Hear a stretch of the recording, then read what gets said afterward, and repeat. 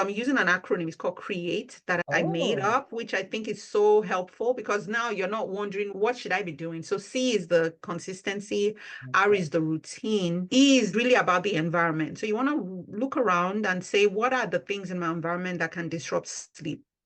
So you want your room to be cool, to be dark, and to be noise-free. And so that will promote healthy and deep sleep. So that's E. And then the next is A, which is assign the bed for sleep and sleep only in bed. So the bed should not be where you're doing all the things, eating, watching TV, arguing with your spouse, doing your work, final emails. No, you shouldn't be doing that. Your bed needs to be a place where you're sleeping. So that's A. Then T stands for tackle technology. So really having a device plan, right? Technology is here to stay. It's very beneficial. Look at us now talking, having a conversation, but you have to set boundaries. So avoiding electronic devices, I usually will say about 30 to 60 minutes before bed, because like you mentioned, a lot of these devices release the, blue light, and that can suppress our brain's melatonin. So it makes it really hard for us to wind down to sleep. So you got to make sure you have a plan for that.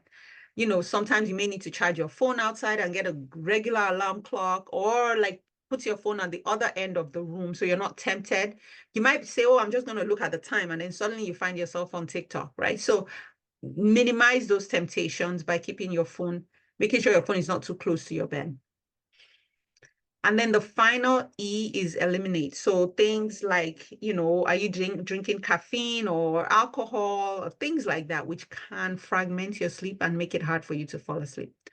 So I think those are just really some of the top tips that I suggest or I recommend for folks to give a try. And then, if you're still having sleep struggles after that, then you need to say, okay, maybe I need help. I need to see a sleep specialist or something. Wow. I love this acronym. If you just enjoyed that video, check out the longer version right here.